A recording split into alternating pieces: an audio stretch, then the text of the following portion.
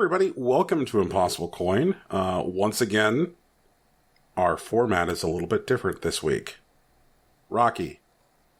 Yes. Do you find it within your core and your being to handle another interview? Are you ready? Honestly, I'm just glad that I got to sleep in this morning. So I feel great. I have eaten a solid 2 meals before this podcast is starting, so I'm ready to go. Let's do it. Nadia, for a point of reference, we generally record much earlier in the day on Saturdays, which is great for me, but kind of middling to bad for Rocky here. Oh, I'm sorry. That's right. You're based in the UK, aren't you? Oh, I wish I were, honestly. But no, I'm in West Texas. Yeah, so I fire him out of the bed every Saturday morning to record, and he just can't hang. So I'm really sorry. I just never feel awake until like 3 p.m. No, I absolutely believe it. That this works for me. It's actually because I run a pretty late D&D game on Friday nights. Oh. Yeah, but they just I think they had them fight a succubus yesterday. Oh, sexy. One of my players was actually pretty upset because she had a bunch of immunities because he's been spamming like shocking grass for the past month and a half. Uh-huh. That just doesn't work on her. And then another one was just once he realized that he was fighting a succubus, just tried hitting on her for the whole fight. It was pretty wild. Did he roll a bunch of ones? I actually rolled 2 ones, and so like I was swinging at him and missing, and he just like kept winking and biting his lips. So like it was a time. So I'm going to open up another tab in my browser, guys, just so that way I can search Tumblr for pictures of spamming a succubus to see how that works out. Nadia, yes. For our 3 listeners who might not know who you are, could you please introduce yourself and share a little bit about who you are and where you've been in the industry and cool stuff like that? Oh, well, my name is Nadia Oxford. Hello, everyone. I'm sure there's a lot more than 3 people who don't know who the hell I am, but I do write for USGamer.net. I'm one of the staff writers. I actually handle a lot of news. I also handle a lot of podcasting. I'm on the USGamer podcast. I'm part of the Axe of the Blood God podcast with Kat Bailey, and every week we talk about cool RPG things. I think it might be fair to, in the last, several months, call that the Xenoblade Chronicles 2 Defense Force podcasts. Yeah, we had Anthony Agnello on one week, and we were just like, he's just like, oh my god, Xenoblade Chronicles 2, and I'm like, oh my god, Xenoblade Chronicles 2, and we were back and forth. For the last couple of weeks, though, it's been kind of the, we feel bad, but it's been the Ni no Kuni 2 Teardown podcast. Our latest episode, which isn't up at the time of this recording, it'll be up on Monday, was just Kat and I basically wrapping up our Ni no Kuni 2 thoughts, and that was a time. I have not been able to bring myself to, I looked at it and I said, I'm already angry at enough video games so far this year, and, I am in a completely different position than where I was this time last year, where I was like, oh my god, what a time, but, I'm already just really put out with Far Cry 5, it's a bad video game, and I can't handle any other bad video games right now, I just don't have the time. I did play some Far Cry 5, and I enjoyed it for what it was, and I kind of put it aside pretty quickly. I'll be diving into God of War soon, and hopefully Yakuza 6. I hear Yakuza 6 is pretty fantastic. I have a friend of mine, he is a diehard of the series, and we played through a little bit of it earlier this week, and it's pretty cool. We're the captain of a baseball team. We are corralling neighborhood cats. Yes. What was the other thing? There was a third thing we were doing. Probably karaoke. You know what? I'd believe it if it was karaoke. Mm-hmm. There's always karaoke time in Yakuza. So Rocky didn't have a chance to do one of the, cam girl sequences, which are already pretty ridiculously notorious in this game? Yeah, there's a whole thing where you take Kiryu in a little bar, he uses as a credit card, and then it's basically like going on Chatterbait gamified. Wow. It's Yakuza. The number of things that they can turn into ridiculous mini games in that series is I don't know whether to be in awe or I don't know. Like it's pretty epic. Yeah, my husband was the other day. I hear like a fighting game going on in the background. I said, "Are you playing Yakuza?" He said, "Yeah, kinda."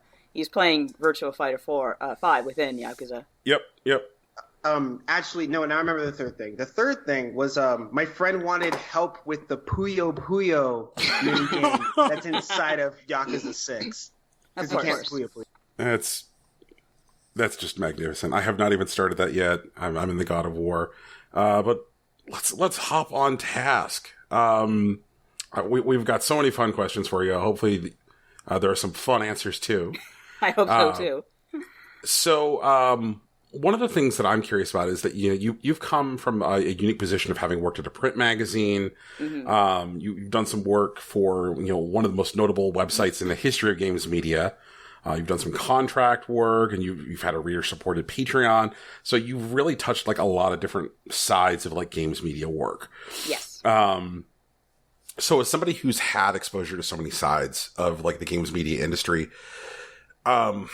what do we stand to lose with like the decline of dedicated games media websites and games print media with the rise of influencer culture? Well, I personally think, but when you say influencer culture, I assume you mean like YouTubers and what have you. Yeah, YouTubers, like your Dr. Disrespects, your Logan Pauls, and so on. Yeah. I feel like those are two very different sort of audiences, but although they do cross over at times, I feel like influencers are for very young kids, and whereas having been in games media for, I don't know how many years it's been now, like I started in 2004, one thing I really enjoy about USGamer specifically is how it does kind of have a voice for a mature audience. Right. And I find we're getting a little bit more of that, more specialized, mature voices for people our age. Like, for example, Retronauts is a great example. But I am sad to see the decline of magazines because, let's face it, those are pretty much gone, except for, like, again, specialty magazines. Like, my husband and I very occasionally write for Nintendo Force, which is kind of a take on the old Nintendo Power format magazine. It seeks to emulate that format, and it's actually really great, and you should check it out if you can. I love my Nintendo Force, and I am definitely in on that Patreon, and I think I just got my notice of the new file available for the new issue. Yeah, it just came out. So, so that's a good example of what we're doing now with more, as you said, Patreon-run projects, because, let's face it, as long as I've been in games media, it's been a little bit flaky with like people investing in these sites and then saying, we're not interested after all. I couldn't even tell you how many times I've worked for a site that was run by like a media conglomerate, and then like it worked for maybe a year at best, and then whoever came in like on top would say, nope, we're done. Just, I don't care about this game stuff. You're fired. You're gone. Go find another job. So yeah, it's always been a little bit goofy like that. So it's been very hard to put down roots. I think that USGamer is the first example of me getting to really do that. And I feel enormously privileged that I can. And I do feel, yes, that like video game writing, even though the websites I mentioned are doing well in all things considered, I feel like, yeah, we do lose something by not having games writers who can put down roots and blossom. We actually lost one of our greatest writers, Jazz Rignall, who makes me look like a young person. Like he's truly been there from the start. And as much as he loved doing what he was doing with us, he said, the money's just not there. I'm an older guy. I got to think of like retirement. I got to think of this and that. And unfortunately, he had to move on to another job because this video game industry in general is not very friendly to older people. Look at the state, not to like derail too much, but look at the state of game development where people are ground up and spit out and made to like burn out before they're 30 because they work these crazy crush hours. So I think overall the industry, not just the games writing side of industry, but just the industry in general, we are lacking. We are missing those older voices, and I think that's kind of been made worse by the fact that game magazines have dissipated and gone, along with those like good wages versus like more blogging style sites that pay you with advertisement money if they pay you at all. So I think that's primarily what we're losing, even though there is that faction that's hanging in there, and we are kind of standing over here where the influencers are over there kind of screaming and doing their thing. And I have nothing at all against YouTubers. I mean, go for it, guys, except for the racist ones. You can all, like, you know, take a trip down to the devil. But that's generally where I stand on things. And I really enjoy what I do. I really enjoy writing, and I am kind of glad to be, and it sounds weird to say an older voice, but I suppose at 37, that's what I am. At the risk of giving Rocky a small heart attack, I'm going to deviate from our list of questions here for a little while. There's an idea that you touched on there that I find really interesting. The idea of, you know, the industry, both on the development side and on the media side, and to a certain extent on the culture side, not really, you know, valuing, you know, individual experience and individual age. Yes. It's something that can be like fetishized in the art. You know, like this week, you know, one of the biggest games is Dad of War, about Kratos being older, but like individual players or developers or writers being older, none of that. But like, we'll have our old Greek dude with a beard. Yeah. It's a weird thing that somebody like, say, like Jeff Gerstmann, who I think is 41, is like treated like this elder statesman. Yes, exactly. What do you think it will take for this art form? Because I can't think that this was a thing that necessarily occurred in film or television or even radio. Like the idea that like people became that disposable. Like it occurred in front of the camera in film, where people were like less valuable, as treated as less valuable as they got older, but less so in roles that were like behind the camera.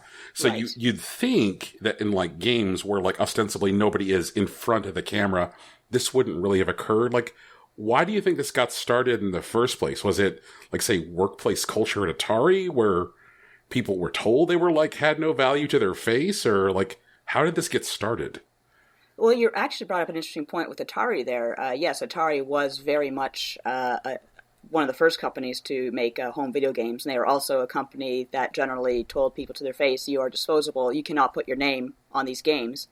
And it was Activision who actually stepped back and said, no, we're fighting you on this. We're going to make our own games, we're going to sell them, and we're going to put our names on them. And that was a whole lawsuit, and of course Activision won and changed the face of the industry forever. As controversial as it is to say, it is only that pushback against corporations that will get anything done, and that's why there's been so much noise about unionization. And I am totally 100% for people unionizing in this industry, although I do acknowledge it would be very, very difficult for parts of the states, which have, of course, those quote-unquote right-to-work rules.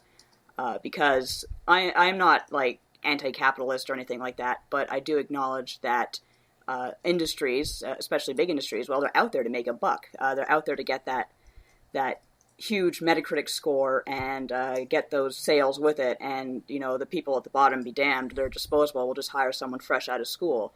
That sort of thing kind of has to stop if we want to see like maturity within our industry, if we want to start valuing these people working for us.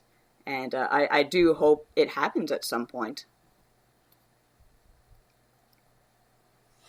Rocky, I think that there were some questions that you actually brought today specifically on the topic of unionization. Did you want to jump into those for a while? Yeah, sure. Well, Nadia, one of the things I've been thinking about, because I've been racking my brain about how the industry would actually unionize and the way that, you know, various players would be involved. What role do you think games media would have in potentially directing culture in the gaming industry? I think bringing awareness of the conditions that some people work with is one thing. Like, for example, one of our staff writers, Matt Kim, he wrote, I think he was the one who broke the news about the ESA, or someone from the ESA basically saying some anti-union stuff, and that brought a lot of interest to the story that he wrote, and a lot of heat and a lot of conversation on Twitter. So just that awareness, I suppose. You do have, like, for example, I can't remember if Kotaku unionized. I think they did. But just generally talking about it, getting that idea out there. Of course, it's a multi-tiered task. It's not at all easy. But just letting people know the option is there and letting people know, hey, you know, film, television, all of this, they're unionized, and there's a reason why they're unionized. Well, outside of simply, I guess, pushing awareness, do you think there are, you know, potential points that they should, I guess, rally around, that there should be a sense of a direction in the conversation that games media is capable of? I'm not too sure about that, to be honest with you. I think a lot about, like, what we could do. And here's the thing about me. I'm not a very good organizer. So when it comes to the ideas, I'm better off when people give me ideas and say, hey, can you help us with this? And I say, sure. Yeah. So while I say it's definitely something I want to see happen, I think about, like, the specifics. Well, what can I do? What can I do specifically? And my brain just comes back with, I don't know. But when people talk about it on Twitter, I'm more than happy to, like, add my 2 cents. If I can, I'm happy to write an article about what, like, a point someone has latched onto, and I could say, well, yeah, here's the reasons why I think that would work. Here's why I think it wouldn't. So, my intelligence only goes so far on such a complicated topic, unfortunately. I definitely get that. Yeah. So I want to wander back to influencers for a moment. Sure. Because I definitely get the idea of them, like, being something which is more appealing to, like, a youthful market with all those thumbnails of them making surprised faces and, you know, brightly colored text and so on. But I feel like there is this, like, intersection of more of a traditional approach to, like, games coverage, or the use of those kind of platforms in an effort to, like, reach an older market or a more, I hesitate to say more sophisticated market, because that sounds pretentious. But, you know, like, I look at some of the work that, like, say, Jeremy Parrish has been doing on YouTube. Right. With, like, the Game Boy Works and NES Works series. Or, yeah, those are great. Yeah, those are just absolutely phenomenal. Or even somebody like Jim Sterling, yes, who's kind of, like, taken, like, this, you know, armchair, I'd say, like, industry critic role, which would seem like it would fit better on a website, and just run it entirely as a solo operation using kind of, like, the influencer platform.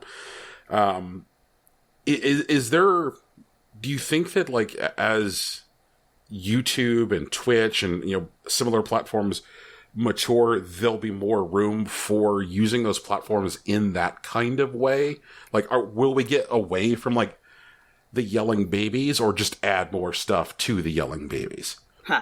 That's actually a really good question, because Kat and I, our EIC, we were talking about what we want for the future of USGamer. She definitely wants a bigger YouTube presence, because, when you said influencers, I had in mind, like, you know, Jacksepticeye exclusively, like, you know, the screamers and the whatnot.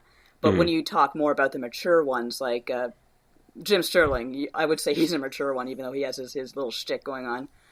Jeremy Parrish has, like, those really, really engaging Retronauts videos. I don't know if you've ever seen John Learned's videos on the history or the annotated Castlevania Symphony of the Night series. Those are fantastic, and you should look those up.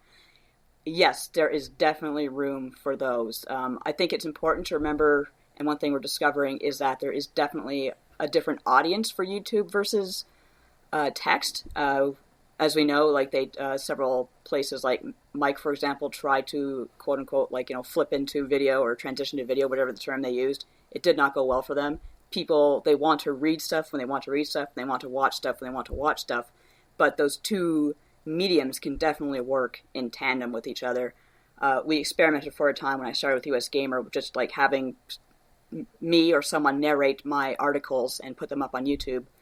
Unfortunately, we couldn't keep it up because it's just a very resource-heavy thing to do, and we already have our hands full with 2 podcasts every week. So as much as we have tried video in the past, we just haven't had that bandwidth, but that's something Kat wants to change. And yeah, I'd very much look forward to doing something like that. I didn't know, when I started writing about games, I didn't know that I really had much of a voice presence. I didn't know people cared about hearing me on podcasts and whatnot, so that was a surprise. And with that in mind, I'd definitely be interested in doing something more akin to what Jeremy Parrish does, like aside, in addition to what I do as a writer, or even just narrating my articles if people want that option to listen to them and watch like little dealies going on the video. Yeah, I would actually welcome that, as long as we're not like infringing on, our writing side. And I don't think Kat has that in mind. Whenever Blood God, and it frequently does, turn its eye toward the historical and kind of like curates RPG history for its listeners, I always feel like video would be a good complement to that. I think it was like discussions around, like, say, Valkyrie Profile, where it's like, gosh, there feels like there should be a video here. Yes, exactly. Yes. And actually, now that you mention it, Kat does want to start doing a more video-oriented portion on Blood God, just having us, even just recording us talking to one another, because we usually use camera when we film. So if she could even just slip in like those little examples that you mentioned, that would be great. We actually used to do that for the USGamer podcast a long, long time ago, but again, we just didn't have the bandwidth for it to do it the format that we were doing it in. But I think that if Kat and I recorded Blood God from now on and had it on YouTube, and we just kind of had those little, just small segments where we had some footage, I think that would work very well. I would love to see it. The Persona 4 report now with video content. So you've bounced around. You've done so many different things. Is there something that you found the most fulfilling, or was there something that resonated with you the most? Was it that print work? Was it running your own website? Like what thing clicked the most for you? I think besides the USGamer net, which I'm very happy on, I was very happy doing about.com. I was their guide to the Nintendo DS, and I was kind of free to do my own thing and just review this, talk about that. Unfortunately, they had to shut it down because it just wasn't getting the traffic. But they tried, and I tried, and there weren't any hard feelings. Besides, they've totally renovated their games thing now, so everyone got fired in the end. Aside from that, I really enjoyed my time working under John Davison, who I consider kind of a mentor, because he took me in for a while and gave me these articles to write for like different magazines. I can't even remember them off the top of my head right now, but he's one of the industry luminaries, and just getting to learn under him, I look back on that now and I'm like, wow, that was a great privilege. I really enjoyed doing that. I also interviewed, I can't remember the name of the dude who was the second-hand guy for the Civilization series. Brian, I know his first name was Brian, but I'm totally blanking on his second name. I'm sorry about that. But I got to interview him back when the video game industry was making this weird pivot towards website games. Like, he was with Zynga, and he was trying out Farmville, kind of running that for a while. And Brian Reynolds, that's it, thank you. And getting to talk to him, that was just incredible. That was a lot of fun. He's a really animated guy. Even though I'm not huge into Civ, he just had so much to say about the industry and his work. And that was a really, really fun time, and I got to fly into Baltimore for that. And I'm now dwelling in that weird pivot into web-based gaming. Yeah, that was a time, wasn't it? That was some strange business. That was very interesting for me as well, because that was when I really started to come into my own as a writer. I wrote about these web-based games, and then everything kind of slowly turned to mobile, and I started writing about that. Now everything's kind of turning away from mobile again and going towards, say, the Switch, which is just a good portable platform. It was like a weird hybrid because it's still a home console, but you could also kind of take it anywhere. Yes, absolutely. And it's just been a very interesting, when I look back at my history, I'm like, oh, it's been kind of an interesting time, hasn't it? And I've really enjoyed it, as far as even the bumpy parts.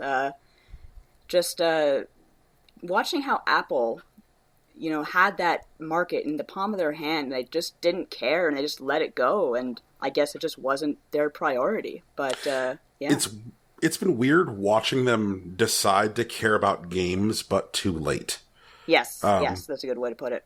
Like putting games into their own dedicated tab into the App Store, and like hiring away people from Sony whose job was curating the PlayStation Store, and bringing somebody from that game company on stage during an iPhone reveal, and it's all like, man, can you imagine if you guys had done this maybe 3 years earlier? Yeah, the main problem, though, that I don't think they had interest in fixing was every time they'd update their iOS, all the games would break. And from what I understand, a lot of developers were saying, they're small independent people, and these games that they make would break, and they'd have to dedicate all these resources to fixing them again, so they'd work on a new iOS, and they didn't have time to really add new content to their games, and of course, it'd break again and again. Capcom was notorious for the time that there was the upgrade to iOS 8, and all their games just like crap the bed, and they let them just languish on the store forever and ever. Same with Squaresoft, because they had the World Ends With You on iOS, which was great, but it broke for the longest time, and either they couldn't fix it, they didn't have time to fix it, they didn't have the resources, I don't know, but same story, it just languished. And I was actually looking at a really depressing infographic the other day where someone in 2009 or so, 2010, one of the magazines, they kind of did a list of the 50 best games on the App Store, and someone went back and looked at those games now, and 40 of them are gone. Only 10 remain. Man, that's something which I find absolutely fascinating. Like, some of the work that, like, say, Frank Cifaldi is doing, around preservation. Yes. Like, it is something which really presses my buttons, and I hope that there are folks out there who are focusing on something as esoteric and what would be, I feel as boring right now, is making sure, like, okay, let's make sure we have every different distribution of, like, say, even Flappy Bird saved somewhere. Yes. Because when iOS moved to, like, a 64-bit architecture, Flappy Bird stopped working. Yes, it did.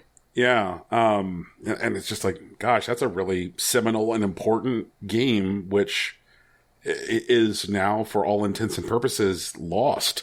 Yep. It's ridiculous how quickly we're losing game history now. It's really depressing. I am glad to see there is some pushback against... for a while there, it was kind of trendy to take, like, a bad video game, quote-unquote, and destroy it, like, physically, and... Now people do not like seeing that, even if it's like a crappy game, because they're like, hey, let's think a little bit harder about this medium. We really need to start thinking about preserving it. Although, as you said, preserving digital is we're so behind on that. I can't even begin to talk about like how many games I actually did love on iOS, because I reviewed them for a long time, and they're just gone. They're dust in the wind, and it's just very depressing because, well, heck, I worked on a game once, and that's long gone.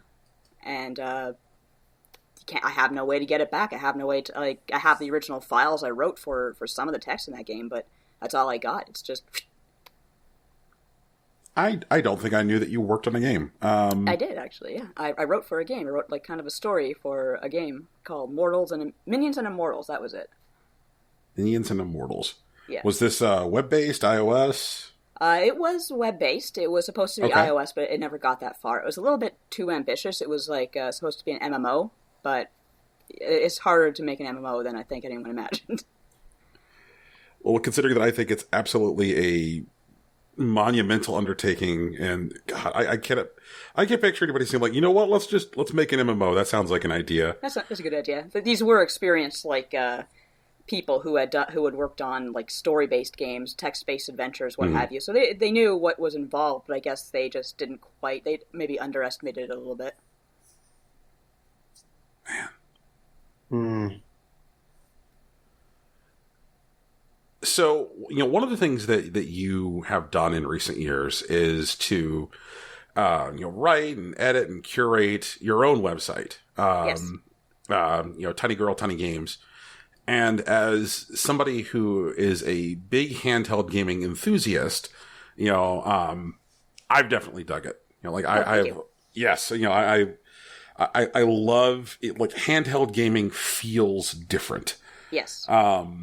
There's something to the quality of it. I recently tracked down a nice Game Boy Micro, and there's just, ooh, yeah, good job. And there's something about it. It seems like the way developers approach handheld gaming is different. More discrete, bite-sized experiences. Like, just everything about it just comes together differently. It does. So, what inspired you to, choose that as a topic, and how did you, as a writer, manage the experience of having to edit yourself? Yeah. Well, first of all, I apologize for not updating Tiny Girl, Tiny Games in a while. Of course, writing full-time for games kind of takes up a lot of your bandwidth, but the reason I chose handheld games is because, well, number one, I was coming off my job as About.com's guide to the Nintendo DS, and as I mentioned, I loved it. But you're absolutely right when you say that handheld games have a different kind of feel to them. Like, a good example is the Etrian Odyssey games, which we're coming up on the last game of that series, and I've only just gotten into the series with 5. And you have to wonder, well, how is that, if they do move to the Switch, how is that going to work? We're actually going to see a lot of these dedicated handheld games like Pokemon. It's going to make the jump to the Switch, and that'll be the end of its portable life. And I just kind of like the feel of having a 3DS. It goes well in my purse, put it that way. I can fold it up, put it in my purse, and I know it's like well protected because it's got that really neat clamshell design that I've always loved since the SP, I guess, or even the dual screen Game & Watch, if you want to go that far back. But just something about, I love the 3DS. It's probably one of my favorite systems, and I love the thrill of even finding street passes. I'd take, my 3DS in my purse to the mall, like, real trendy kind of teenage thing, I suppose, as an adult. And I'd pick up street passes, and there's just something so compelling about having these actual game-sized, like, console-sized adventures in the palm of your hand, because, let's face it, a lot of these games are full-blown RPGs, what have you. It's been that way since, let's say Link's Awakening, which is very much one of the best Zelda games ever made, modeled after Link to the Past, but not quite the same thing. So I feel when a developer really nails a portable game, they really, really nail it, and I just really grew to appreciate that. And sorry, go ahead. No, I was just going to say I actually had a lot of fun with the 3DS as well. Mm-hmm. And to the point, and Brian's not going to like where this is going to go, but I actually got into Monster Hunter on the 3DS. Like, that was good. I actually started with 3U and played all the way through Generations until World showed up. Uh-huh. And that was a game I definitely lost way too much time in. Like, I have about 3U I played for 400 hours. Wow. Just on the 3DS on this little 480p screen, and I would love running into random hunters and just like sitting down and doing like a quick 5 to 20 minute hunt with them. Yes, yes. And I loved the Street Pass games and like I forget what it's called, but like the little Mii games that you would play. Yeah, like Find Me. Yeah, and those were great.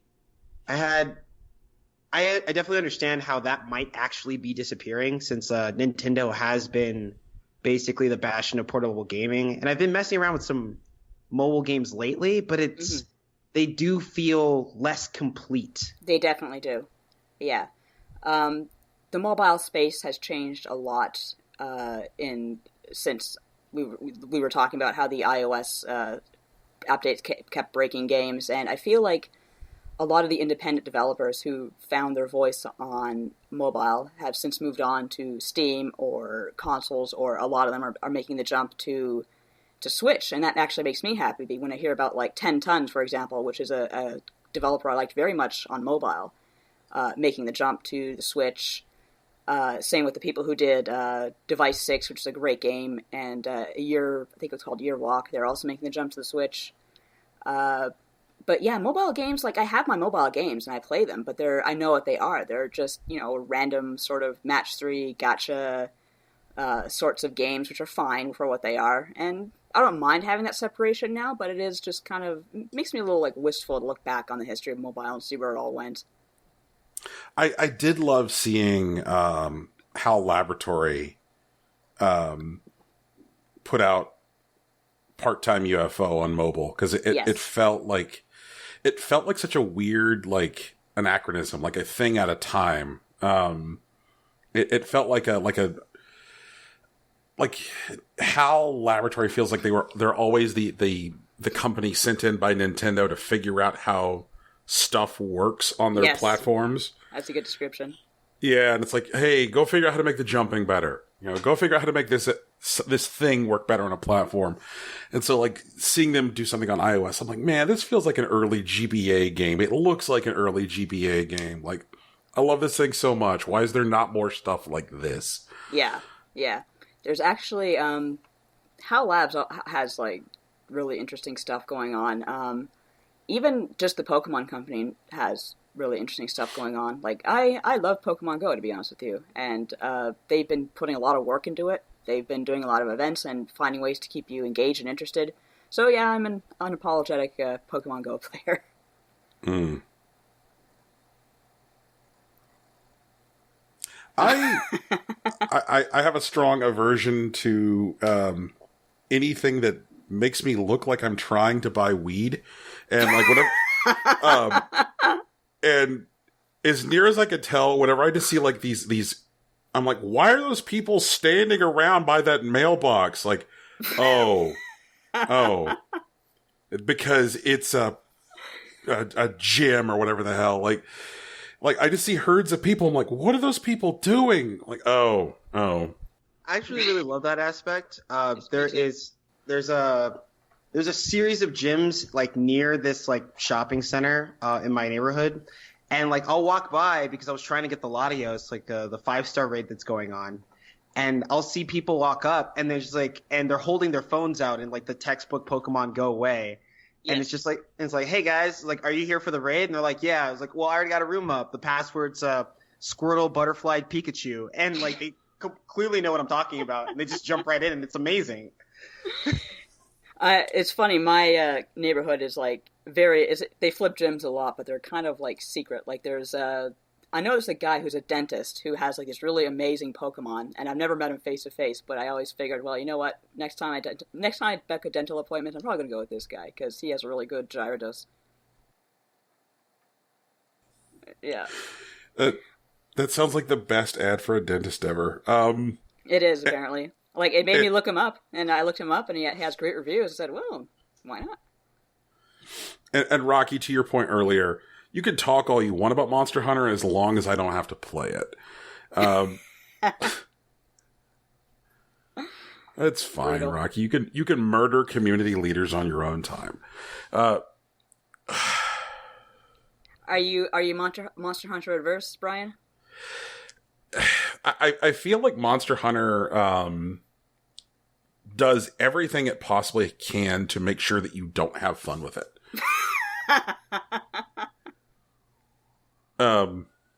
You're like, I'm completely lost. I have no idea what's going on. And the game's like, well, you can't have anybody come in right now to help you because you need to watch this series of cutscenes.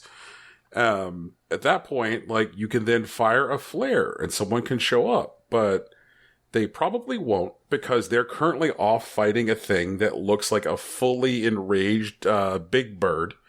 And they're going to be doing that for the next 35 minutes. So you can fight this giant mudkip on your own. Good luck. And that is the Monster Hunter experience. Also discovering that it takes 95 years to swing a hammer. Yep. I mean, as near as I could tell, this is what it is like to play the Monster Hunter. And I can't even argue and say that's wrong. It's just a matter of, okay, yes, it does take, like, say, 95 years to swing a hammer, but it's the strategy in swinging that 95-year hammer, man.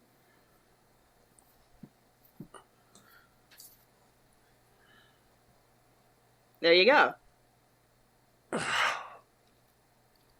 Different strokes, Rocky. Different strokes.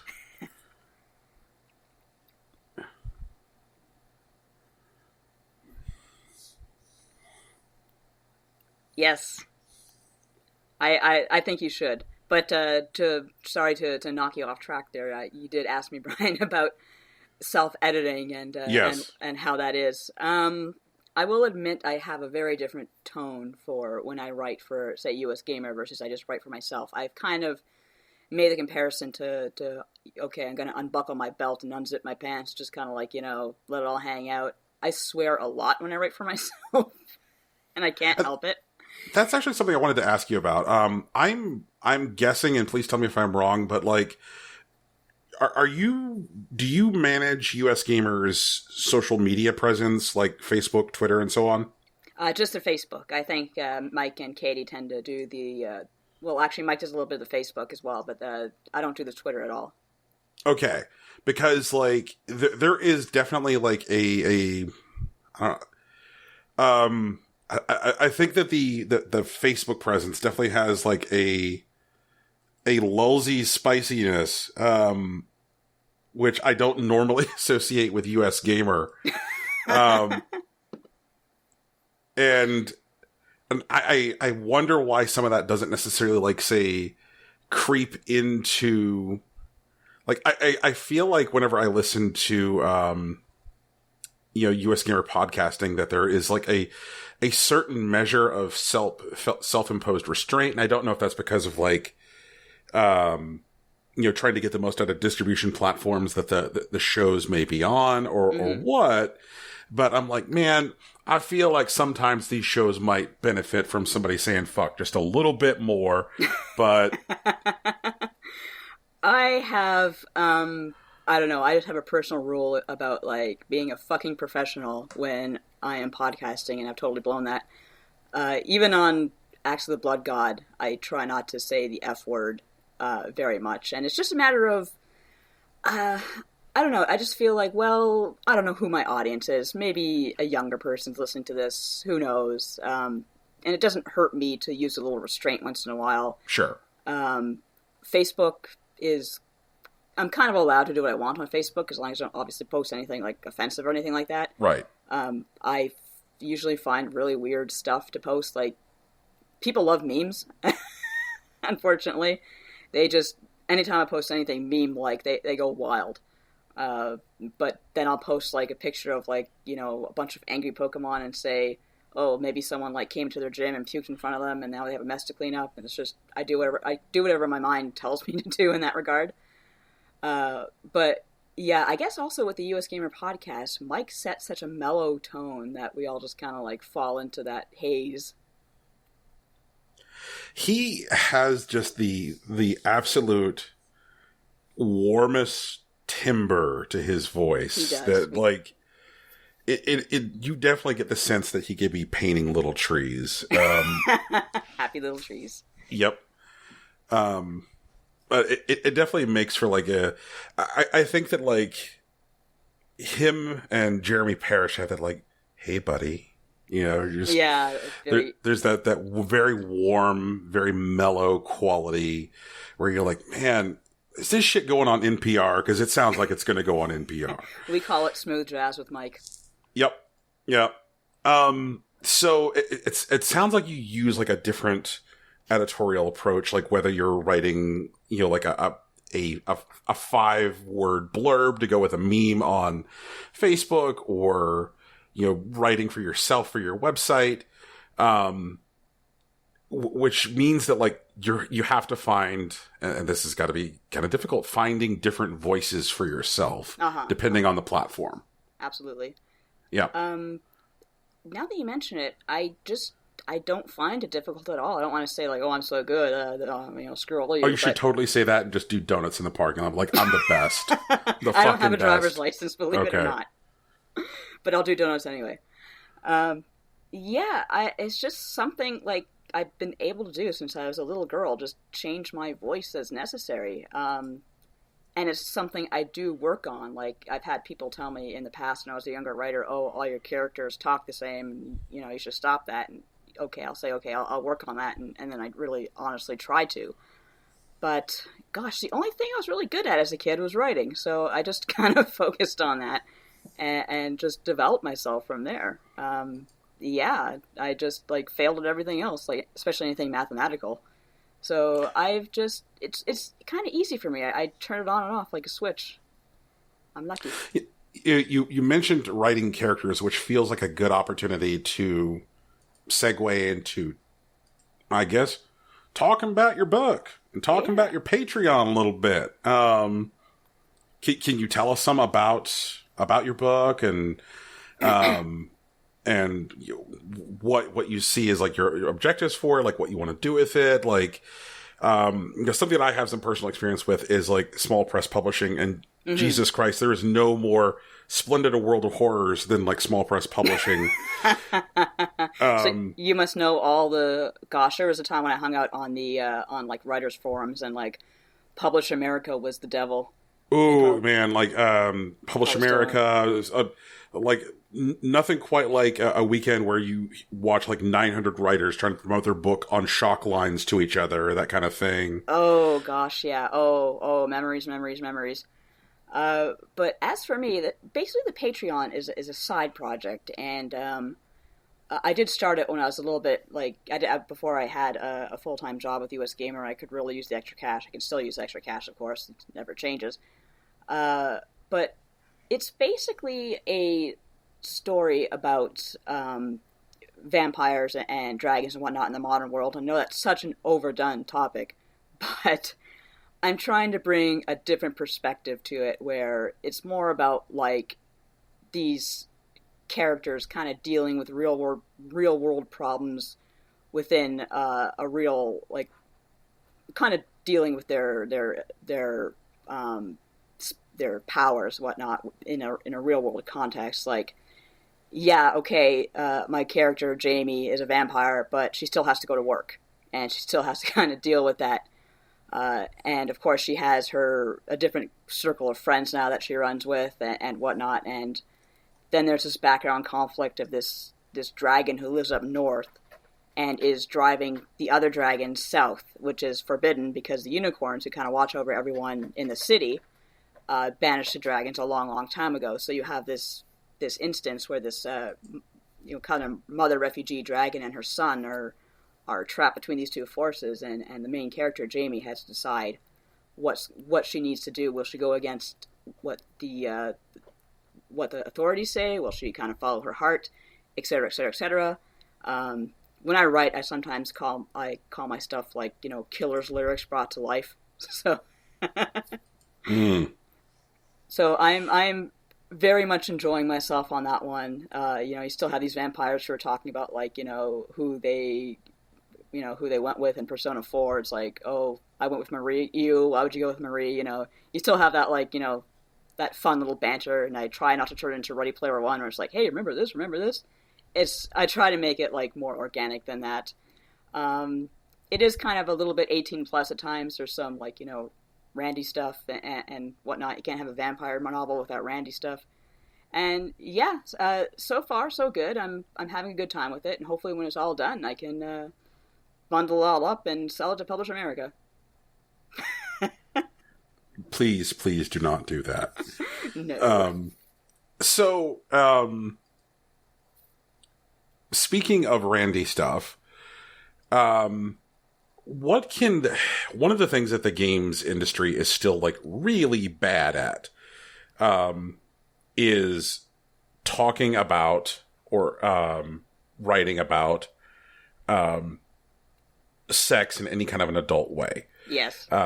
Especially as we approach, like, AAA gaming. AAA gaming is really bad about talking about sex and talking about relationships, and, like, it's only starting to seem like the tiniest bit better. And, like, most kind of, like, positive momentum occurs in the indie space. what can gaming do to start to have a more healthy approach to sex, and how can the writing get immediately better? Like, obviously, like, this is going to take a while, but like, what do you think would be some like immediate changes that could occur in gaming that'd be like, okay, this is better now. This is not like, I think about like, some of those earlier God of War games where like Kratos was like, orgy, that's orgy. right. Kratos is going to do a boning and it's going to be here, like. We're doing this right now.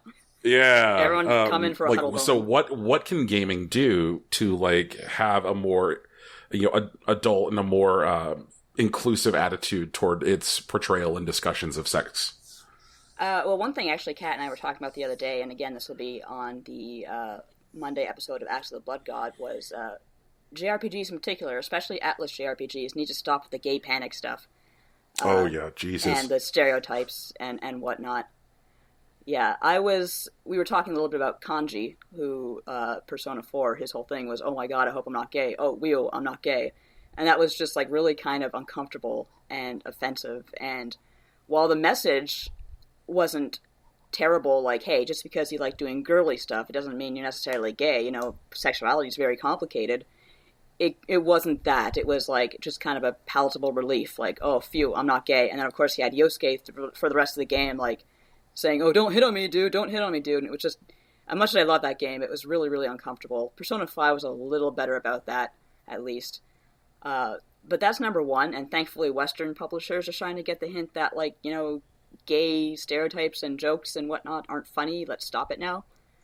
So I am glad to see that. As for, like, sex itself and, like, well, first of all, it's hard to take sex seriously in games because you have these two, like, meat puppets rigged up to slap against each other. It's just every time I see something like that, I die. Like, you've probably seen the hot coffee animation, right, and how infamous it was, and meanwhile, I'm looking at this and being like, oh my god, this is the stupidest thing I've ever seen in my life. Like, I giggle at The Witcher. Like, it's like... Yes. Like, I'm sorry, I can't take Geralt as doing a boning seriously. It just... Like, sex on the back of a unicorn. Yeah, although...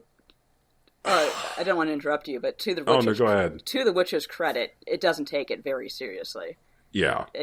And that's probably one thing more developers can do to make the sex a little less uncomfortable, but if you're talking about, like, serious boning sex, like, hey, let's be mature about this, I don't know, I wonder if we could see more couples who have been together for a long time. Like, you probably know this by now, but God of War was originally going to be Kratos and his wife. That was considered for a while.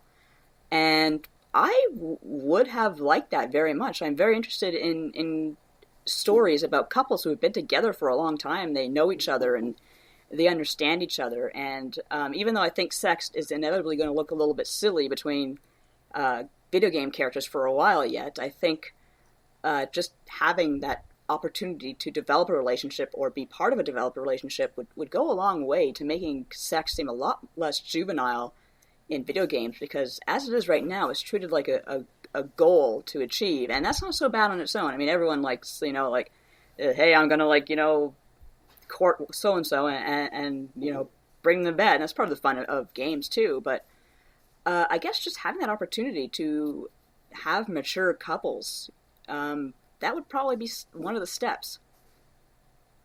One of my favorite things in Uncharted 4 was Nathan Drake and his wife sitting tired eating their dinner on the couch. Yes. And relatable. I was like, holy shit, that is the most relatable married person thing ever. It really is, yeah. I'm all for, like, just, like, veteran couples doing their thing, like, just my husband and I, he's over on the computer, I'm over here playing PlayStation 4, it's a typical night, and it's not like, oh god, that's so gross, that's so, unsexy. It's just, you're comfortable. It's the way things are. So, getting into podcasting again for a moment, like, what, I mean, there's a component of it which is, like, work obligation, because some of these are for, I guess both of these are for USGamer, but, like, what do you get out of podcasting? What's your draw to it as a medium? As you say, it is work related, but I don't know. It's I get a chance to kind of to say what's on my mind directly without having to filter it through my fingers and type it up and think about grammar and stuff. I mean, obviously, as you can tell on podcasts, I'm a bit of a rambler, but it kind of feels good to do that. And actually, one of my uncles is in radio, so I wonder if like we kind of have something going on there with just that natural kind of love for talking on in microphones and saying, "Hey everyone, listen to me, look at me. I want attention right now."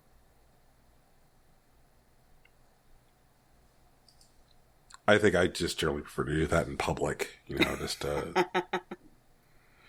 ahead. Oh, sorry.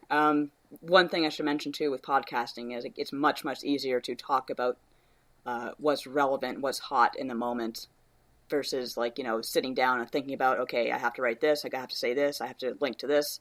So it is a good way to just kind of spew out what's new and what's hot in one sitting.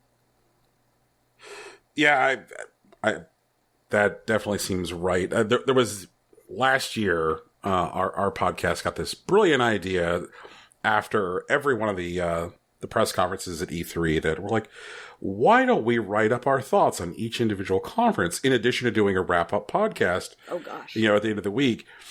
And Rocky, how many dissections did we write up? Like, it wasn't... I think we only did, 5 each or something like that? We couldn't do, 17? Something like that. No. That was insane. No, we wrote up one, Rocky. Let's be fair. We wrote up one. We did EA, and we're like, well, that was exhausting. And then we did our wrap-up podcast. But, the idea of, pushing out, 3,000 words on each press conference, I was like, this was dumb. This was... We could have thought of this better. But yeah, as much as I love writing, as much as it's kind of something I do without too much effort some of the time, it can be very exhausting, especially when you do one thing after another, and on top of E3 and everything that horror show brings. Oh, E3. It's coming. Because a lot of the industry is actually communicating directly with consumers. Mm-hmm. And saving some of their own announcements on their own terms. A good example is, Nintendo Direct or things like PSX. Or even Microsoft holds its own micro conferences from time to time now. And how do you feel about how consumers are taking in that information instead of waiting for the big conference and whatnot? I am 100% okay with it because I feel like E3 was getting a little too stressful. I think if you remember, a lot of developers would tell you how they were dedicating so much time to putting so much time to these demos that would be used at E3, and it was just kind of a waste of time. It would take them away from their actual projects. I am, as a person who covers E3, I am okay with kind of toning things down a bit because as it stands, E3 is still friggin' hard to cover. It's still a marathon, and I think that actually the Nintendo Direct, the way it is now, it's kind of fun. It's a nice way to wind down a bit, even though we all kind of miss Iwata. Yeah. Yeah, he brought a lot of heart to that whole thing, and it's just really touching when you read how much Iwata meant to Nintendo's employees. I'm still actually hoping that the golf motion thing still works on the Switch. I believe it's July. Am I spacing on this? Is July 6th or July 20th? I don't know if either of those are right. But I think it was actually patched out at 3.0. Yeah, I heard it was patched out because technically it had been opened. This charm wasn't supposed to be opened, so that was that, I suppose. But that was a really nice gesture. Go ahead, Rocky. I was just going to ask what conferences you might be looking forward to this year, because I do hope that we get an actual announcement on Pokemon Switch. I'm really interested in seeing if we get something wacky like Devolver Digital's conference last year, or I guess fake conference, and then their 2-hour cable access show that they did afterwards. Yeah, that was great. I always look forward to Nintendo and what they've got going on. So that's my number one main thing. And I think that's actually most people's number one main thing, because lately they've been delivering. And the Nintendo Directs really let them kind of pack in those announcements one after another without pausing to talk about, like, this and that, and here's this, and da-da-da-da-da. So I'm looking forward to that. I'm looking forward to what Square Enix has. Hopefully we'll hear more about Dragon Quest XI, which I'm looking forward to. Sony has had stuff, like, going up, has had, like, pretty good conferences year after year. Maybe we'll hear something about Final Fantasy VII Remake? I don't know. I'd like to. Oh, what? I'm pretty sure it's going to come out, in what was it, like 5 DLC downloads or something? That'll be $30 each. Yeah. I hear like Midgar, like by itself, is just going to be like the first download, and I don't know how much content's going to be in that, but I don't know. I've heard mostly bad things. Don't worry, guys. It'll come bundled with Kingdom Hearts 3, so you'll know it's definitely coming out some point ever. Oh, Jesus Christ. Are you looking forward to the inevitable 2-hour EA Apology Roadshow, which will have to be this year's conference? No, I am not. That's mostly Kat's jurisdiction. She's the sports nut. Well, that's kind of a good point. Is that one thing that Kat has championed and even managed to worm into Blood God is the idea of the sports game as RPG. Yes. Yes. And that's such an interesting idea to me. And like the sports game as like adventure game, the sports game as like RPG is, I think, a fascinating idea. Like, obviously like Golf Story was like an expression of that, but like the problem with like these big AAA sports titles, they may very well be RPGs, but those things are such a wall of accessibility that like, even if you did find the idea interesting, that like, if you are just somebody who's like, I have not touched a AAA sports game in 20 years, then like the game might as well like come in a box that you open up and there's nothing inside but a post-it note that simply reads "fuck off." Like, just like I guess it was like what, NBA 2K like 15 or 16. It's like, all right, this game has a weird story made by Spike Lee, and I'm like, that sounds dumb. And it's like, you play a guy named Frequency Vibrations. I'm like, go on. Yeah. And wow. I bought it, and then I'm like, wait a minute, so I could be a guy who talks to ghosts and plays basketball? And I could not even shoot the damn ball. I took it back the same day. Yeah, I see where you're coming from, because frankly, that story sounds freaking amazing. But if you kind of have you still have the sports game mechanics and nuances in there, yeah, I can see why that would be very hard to enjoy.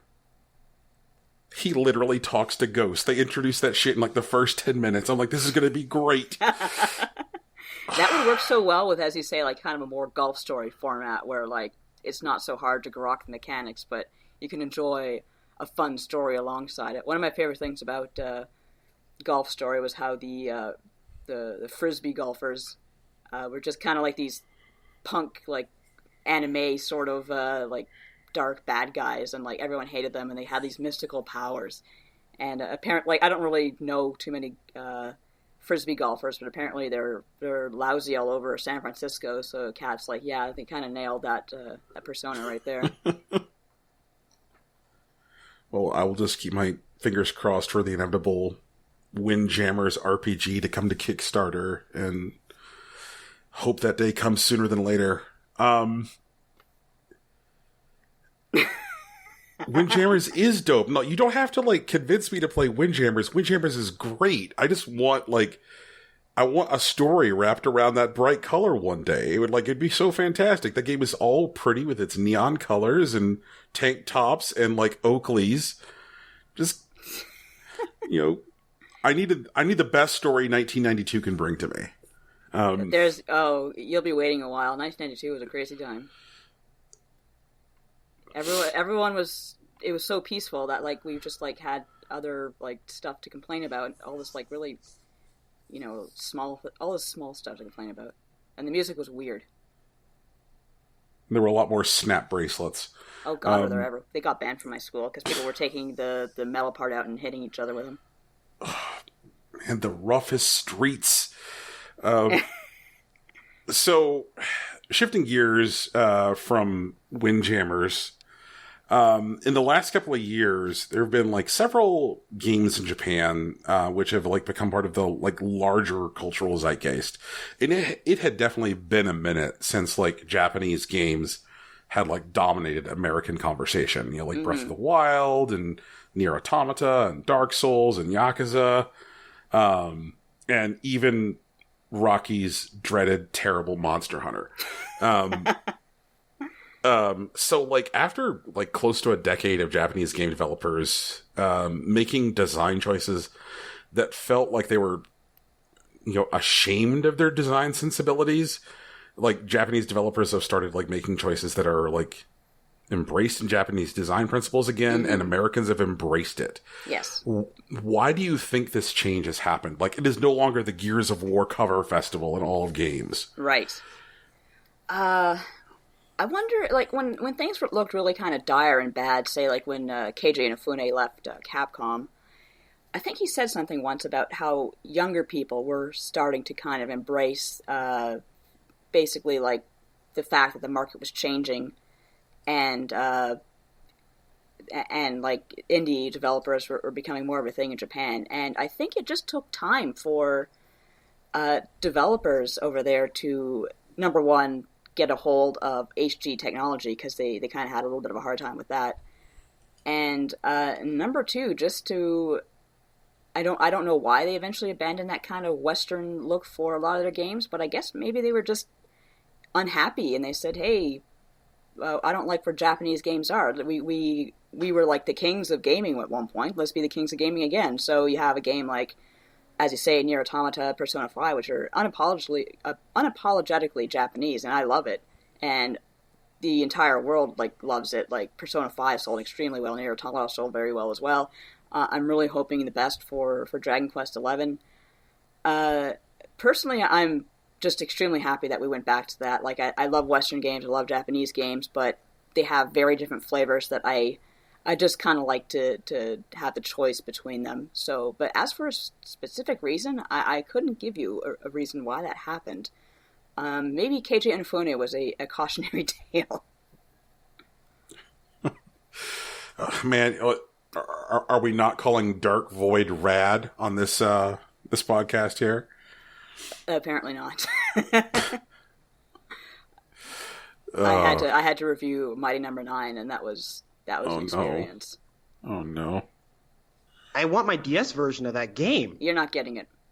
I know. Are you owed other swag as well, Rocky? Like, I think you've got a list of grievances, which is pretty long. Man, okay. No, I've just been burned before. I still want Kingdom Hearts 3. I mean, I hate Kingdom Hearts 3, but I still want it. Like, why do you hate it? Because they've been lying to me for like, what, 14 years? Something like that? I'd say it's been about 14 years. Yeah. Like, and they always said it was coming, but they just put out another portable sequel every year or so. And like, eventually I just gave up. And now there's new trailers and stuff. I still don't have an actual release date, I think. Or maybe there is. Is there a release date? I don't know about specifics, but I think they said, gosh, what did they say, like fall or something? Yeah, I don't know. Fall. Fall covers a wide territory. There's a fall every year, man. They didn't say which fall. Oh. I did not see which fall. Man, I don't know. Like, I'm actually in a very good place gaming-wise right now, so I have a lot of things to talk about next week. So I can't actually remember my list of grievances, but I know I've been burned on a couple of things. I still want Shenmue 3, and I think that's falling apart.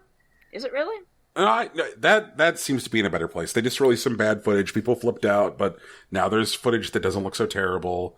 So I think we'll be okay there, Rocky. Like, I think that unlike Kingdom Hearts 3, Shenmue 3 will actually eventually come out. I think Shenmue 3 is on its way. There was, you're right, that part where the facial expressions were like Barbie dolls and everyone was kind of freaking out, and they said, no, there'll be facial expressions, don't worry. I really did love that mannequin head video. Everybody just lost their shit, and it was so fantastic.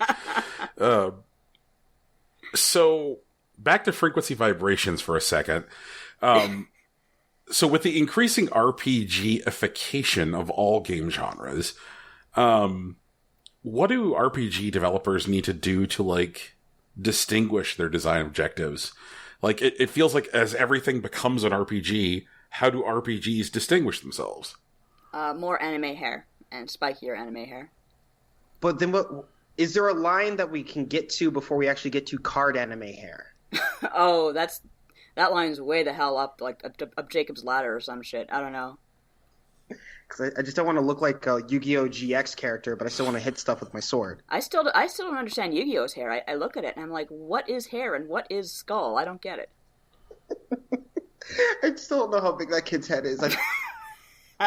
I'm sure someone has like done a dissection of his head, and it's probably horrifying. I don't even want to look it up. But as for the question itself, I don't know. It's funny. Like, it's when I look at an RPG, I know in my heart that it's an RPG, and I can kind of like just fall back and say, oh yeah, this is an RPG. This is good. Even though Kat and I sometimes have a disagreement on what counts as an RPG and what doesn't. Like, I'll say, let's talk about Zelda. She's like, Zelda's not an RPG. We can't talk about it. I'm like, yes, we can. So, I don't know. It's hard to explain a feeling. You know what I mean? Sure. I completely endorse your position on Zelda as an RPG. Like, I feel like Breath of the Wild even more than most because it handed you this giant empty world and said, there are things on this map that will make you feel things. Yes. And how you react to them is where the role playing comes into them. Right. Like, yeah. And we had also, Cat kind of allows for Breath of the Wild to be talked about because, yes, it has very RPG elements. It has, like, different armor sets you can equip for, like, defense boosts, different attack boosts according to what you have equipped. You have items that can buff and debuff. So that makes, I guess, if you want the Blood God's opinion on what an RPG is, I mean, there it is. Breath of the Wild barely makes it, but it makes it. Mm-hmm. So, if equipping items for... see, I feel like that's too strict and too literal a definition. Mm-hmm. You know, like, I feel like RPGs are like pornography. I can't define them, but I know when I see them. You know, like pretty much. Yeah. Yeah, I agree with that. And of course, you're right in that the line is getting more and more blurred, but you still have those ironclad games that are totally an RPG, like Divinity: Original Sin, for example. Dragon Quest XI, to bring that up again, that is as RPG as it gets. Right. Like this God of War game I'm digging into now. Like, I can equip items for debuffs, I can equip items for buffs, I can improve items. I've got item slots. Yes. I'm leveling. There are I'd say that God of War has always been an RPG. See, I would say it's a character action game. Mm-hmm. Until this one. Right. But I'm also not sure I would call this an RPG, but I would be comfortable calling Darksiders an RPG, and I don't know why. Exactly. Is this something about choice? Like the ability to both interact with the world but make decisions about the character that you're playing? Because if you're arguing, I guess, like the older God of War games, because you still had equipment and you had skills that you'd level up or whatnot, but the game just kind of gave them to you. It wasn't like, I want this weapon, or I want to develop these skills, so I'm going to work on these. I don't know if it has something to do with, like, the way the player emotionally relates to the avatar. Like, that's a good point too. Yeah. Because I'm like, I'm watching Kratos' story. I'm not personally relating to it, you know? Like, it's... You don't have a son that trails you and you say, son, kill that deer. Do it now! Going around like Braun Strowman. Oh, wait, that's a... All right, look, Mr. Strowman is a bullet point later for this show, but, we'll get there eventually. So I guess if, like, it's hard to define an RPG, then it's hard to define what they need to do to distinguish themselves. Yeah. Well, I think the weird thing is that other genres are kind of eating RPGs because they're taking like piecemeal parts of it, whether it be the emotional attachment to characters, the mechanics of developing your skills and abilities, or even the world that's designed for you to interact with. And they're just making now it's not really that other genres are eating RPG. It's more that it's a part of their diet. Like now we have sports RPGs and like first-person shooter RPGs, which is weird, but it is what it is. I think maybe one of the reasons why we're getting more RPG elements in these games is because everyone's kind of obsessed with getting that 60-hour experience, making sure everyone gets their money's worth, and RPGs have always had that reputation for being long and involved. So they just kind of take some of those RPG elements, whether their game needs it or not. I just hope that they keep focusing on the fact that even though they're long and involved, but they're also fulfilling. Yes, exactly. And whatnot. Yeah. Is Yakuza an RPG? I don't know. I can't remember if we've talked about it on Blood God or not. I can't ever recall it on the show. Yeah, that's a hard one because Kiryu has skills, of course, and he can level up, and gosh, I think he can eat food, and and there are equipables, and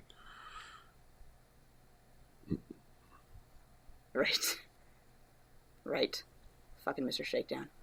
Oh, Mr. Shakedown is God. I love Mr. Shakedown. Oh, I don't know. It's everything's so mixed up in each other these days, isn't it? Yep. Like a big old stew. So, would RPGs benefit from more auteur-led projects like Nier Automata? I think so. I mean, only Yoko Taro is Yoko Taro. So that sure would be something to see what he has next to say. I, of course, am a fan of RPGs done by specific teams, of course, Yuji Horii and Dragon Quest.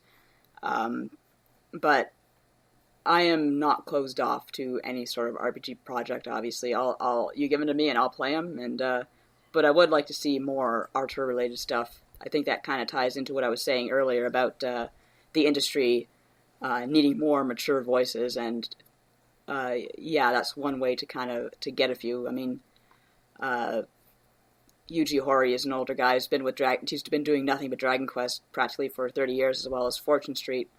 Yoko Taro's been doing his thing, quote unquote. So yeah, I would definitely like to see more of that. Of course, not every auteur has something interesting to say, as we well know, but give them all a chance, I suppose. Yeah. Nadia, so I've seen your resume in a lot of the games that you have played, and they do have some pretty high hour counts. And some of us, especially even on this show, have trouble budgeting our time to get through some of the games that we decide to play over the course of a week. What kind of advice do you think you could possibly give us to try to help us budget our time and finish possibly some number of games comparable to what you do? Well, I'm kind of lucky because sometimes I got a little bit of extra time, on the clock to finish a game. I actually finished Ni no Kuni on the clock the other day because we needed to talk about it on Blood God that day. And you hate that game. Sorry, did you say you hate that game? Yeah, you do not have kind things to say about Ni no Kuni 2. I'm mad at it. I'm mad at Ni no Kuni 2. Okay, that's fair. Ni no Kuni 2 because, and again, this will be on the podcast, but it's just wasted such great storytelling potential, and I am so mad about that. It did. I remember I was playing with another Brian. Sorry, Brian. He is cheating on you. We got to the last 2 hours of the game and just watched it all fall apart. Yeah. It just falls apart in little pieces. The specific example that pisses me off the most is with the evil Bill Gates character, Zip, whatever the hell his name was, Vector or something crazy like that, where he's literally working his characters, literally working his staff till they fall over on this big project that seems like it's going to be this really big world-destroying thing, and there's labor disputes, and there's just all this stuff that's actually very relatable in this current climate. And instead of like addressing these issues while trying to fix this character, you make him remember the power of friendship, and then it turns out that he's being controlled by the bad guy, and everything's fine. Everything's okay, and Walmart's just controlled by some Serpentor-looking dude. That's the reason why everyone's suffering, and it's just, like I said to Kat, it feels like there were two people working on this story, and one person said, hey, we have interesting things to say about society, and we want to tell it through this kind of storybook setting, and I think that'll work out really well. And the other guy's like, no, we're just going to tell us, it's just going to be storybooks all the way down. There's going to be nothing interesting to say at all. And yeah, it just makes me angry. I feel you. Yeah. But as for budgeting time, oh god, that's why I love the Switch so much, because it's just like, when my husband's hogging the TV, it doesn't matter. I can play whatever I want, whenever I want. I'm also, I'll admit, I'm a bit of a shut-in, so that gives me lots of time to play, because, to be honest, I have like fibromyalgia. It makes it really kind of difficult to move sometimes, so all I want to do is just sit there and play a game. But I will say that having to play a game for work is a great motivator. So if you're a regular person with a kid and a life, my only advice is good luck, because I don't have kids. I don't have a life. So yeah. So yeah, just do your best, I suppose. I find playing a game very relaxing after a long day of work. Maybe that's not everyone's idea of a good way to wind down, but I find it very nice. There's people who get like kind of stressed out while playing games. I'm not one of those people. I don't like playing games that like will, just make you angry. I'm the kind of person who puts aside a game that's making me angry and I say, you know what, I'll go back to this later, or I won't go back to it at all.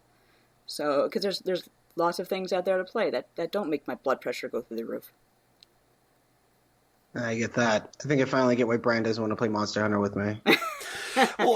well, yeah. Makes you angry, Rocky. then there's no point. When you've worked 8 hours and had to commute an hour each way. Right, and the prospect, yeah. Yeah, that's also a big thing. I work from home. I don't commute. Yeah. But I admittedly, I have no excuse, Rocky, because like there have been times where I have been knee deep in the Hearthstone, and during periods where that game has been incredibly rage inducing, like when that game was just Druid Stone, I should not have been playing that game after work. But I am so bad. There's a good example, Hearthstone. I'm so bad at that game. I just said, you know what? Someone who's really good at this should play this, not me. Okay, all right. Hot pro tip. You heard it here first. Here's how to currently win Hearthstone. Get Shutterwalk, play Shutterwalk. 2 steps. There you go. It is the hottest pro tip. Is that like one of the cards, Shutterwalk? It is a card. It is a card. Shutterwalk's flavor text reads, repeat all battle cries you have played this game. Oh, wow.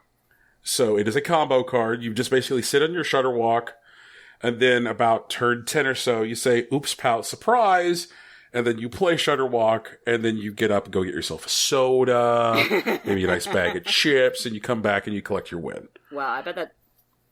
Yep. Yes, nice around. That's definitely a go get a sandwich animation right there. Yep. It is so good to like watch your opponent have his entire turn wasted by the animation for your battle cry. Wow, I could just picture like having that played against me while playing Hearthstone. That would be so rage inducing. Yep. And I am that guy right now. I am that Shutterwalk man. I'm a jerk store. So you play like a lot. Yes. Of Japanese games. Yes. A lot. How do you select whether you're going to go with English or Japanese VO if they offer both? I almost always give the English voices a chance. And, God, now that I think about it, I think I play English more often than Japanese. With Xenoblade Chronicles 2, I had no choice, because the Japanese voices were a download.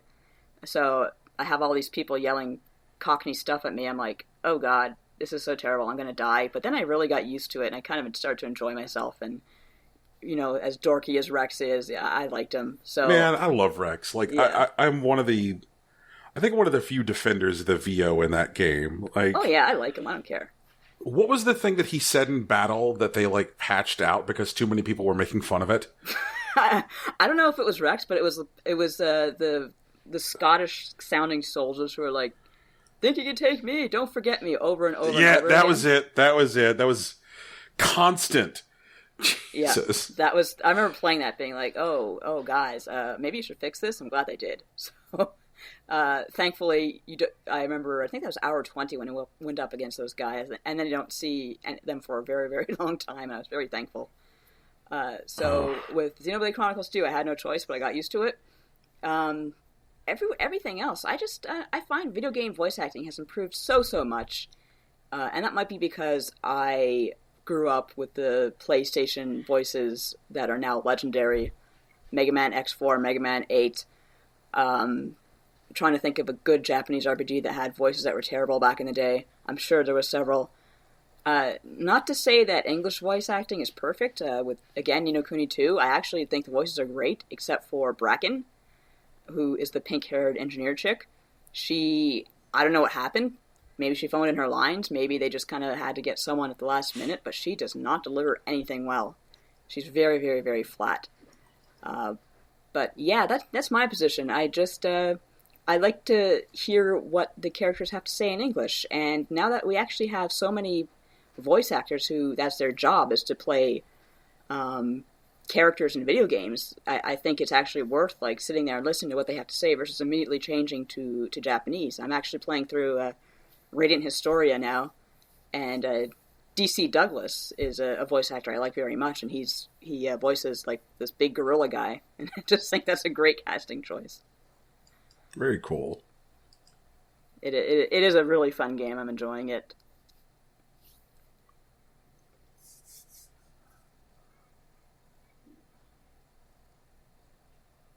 Mm-hmm.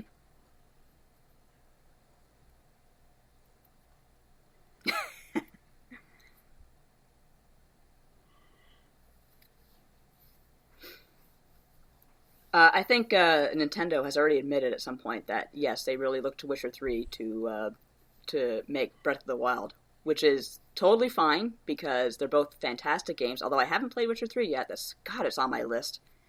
It's ridiculous that I haven't played it, but yeah, I actually like that Nintendo was very open about like the fact that they took a few ideas, or they looked at Witcher 3 and looked at what worked and said, okay, well, let's do this for our open world. And of course, they looked at Skyrim, and you could really, really tell up to the point where both games have a subquest where you climb up the tallest mountain in the realm to meet a dragon. I kind of appreciated that. So yeah, I am very much in favor of this era where there is a cross-pollination of ideas, because of course, let's face it, a lot of Western developers take from Japanese developers as well. So yeah, if you can give me a game that's like has really solid mechanics the way that Zelda does, and you also has this very visually interesting look that say Nintendo can only do, or a certain Japanese developer can only do, I'm all for it. So keep on going, I suppose. Hey. Okay, we have to ask this question for Tegan, so I apologize in advance. What is your favorite anime this season, and why is it Persona 5? I have not watched Persona 5 yet. I should. I keep looking at it and saying, oh, I'm going to watch you, and I haven't gotten to it yet. I am so behind on anime, like you would not believe, and I've been meaning to ask Mike what I should watch, because he is the anime recommendation god. He prides himself in saying, in giving people suggestions on what to watch. He says, okay, what do you like? And I'm like, oh, let's say I like Mushishi. It's one of my favorite animes ever. And he's like, okay, you gotta watch this, this, this, and this. And if someone says, what anime should I watch? And someone recommends, oh, My Hero Academia. He gets mad. Not because My Hero Academia is a bad anime, but because he believes in that kind of customization for every single person. So I need to contact Sage Mike and see what he has to say about what this year's good animation is. Yeah. You see, Rocky, this is what Tegan needs to do for me. She needs to customize. And you know what? God damn it, Rocky! I downloaded Crunchyroll. I'm going to watch the stupid horses. It's going to be a whole thing. There's a horse anime? Oh, Jesus Christ! Wow. That's incredible. They're magical girls who turn into horses and have horse races, and if they do well, they get to have idol performances. Wow. Yep. Oh, wow. I love anime. They want me to watch this bullshit so that way they can wind me up like a little angry toy and watch me, like...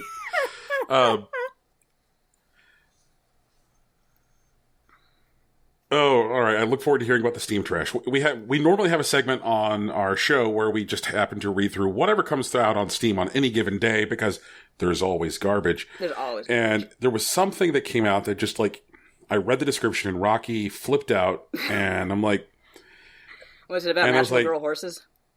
I wish. No, it was essentially something a lot more mundane than that. It was this game. What is it? What is this dude's name? It's like Brandon Johnson or something. Yeah, the game had a name like Brandon Johnson, and I'll just... Wow. And it had 2 different bullet points about walking in the game's description. It's like, you can walk, and then later on it's like, you can walk some more, and I'm like, yep, this is the state of modern Steam. This is what happens when there is no curation in a marketplace. Yes. Walk some more. Then Brian bought it for me, and he wanted me to play it. Yep. Oh, God. At least you can hopefully it's not just a virus or something, which hopefully they kind of at least filter those out of Steam. I have no idea what they're up to these days. I don't know if Gabe Newell can put down the knife collection long enough to ensure that viruses don't get onto Steam. But Does he have a knife collection? I didn't know that. Yeah, he has this really weird, creepy knife fetish collection where he there are multiple videos of Gabe Newell giving tours of his knife collection on YouTube. Oh, geez, I gotta look that up. Yep, it's amazing. Like, tours of Valve's headquarters include Gabe Newell's knife collection. I can just picture if someone does badly at Valve and they have to have an intervention or a talk with Gabe, like they do it in the knife room. Oh, God. 1,000 glittering knives staring down at you. And to give some context, just so that way it makes sense, like this Tegan that we keep referring to is actually the third host of our show, who unfortunately can't be with us right now. I usurped him. I'm sorry. You have not usurped, and Tegan just unfortunately I think she has to work right now. Is that the scoop? Yeah. Oh, I'm sorry. Yeah. So, Xenoblade Chronicles 2, Scottish voices aside, your praise has been effusive. Like, you've had lots and lots of good things to say about that. So, for a prospective Switch owner, somebody who's like, I got my Switch, should they get that or Breath of the Wild first? Oh, I would definitely say Breath of the Wild. Don't get me wrong, I love Xenoblade Chronicles 2, but I also acknowledge that it's very, very dense.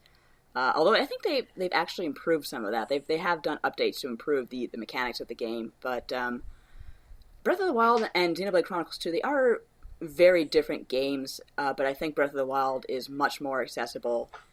It's much more soothing. It's probably one of the better open worlds I've explored.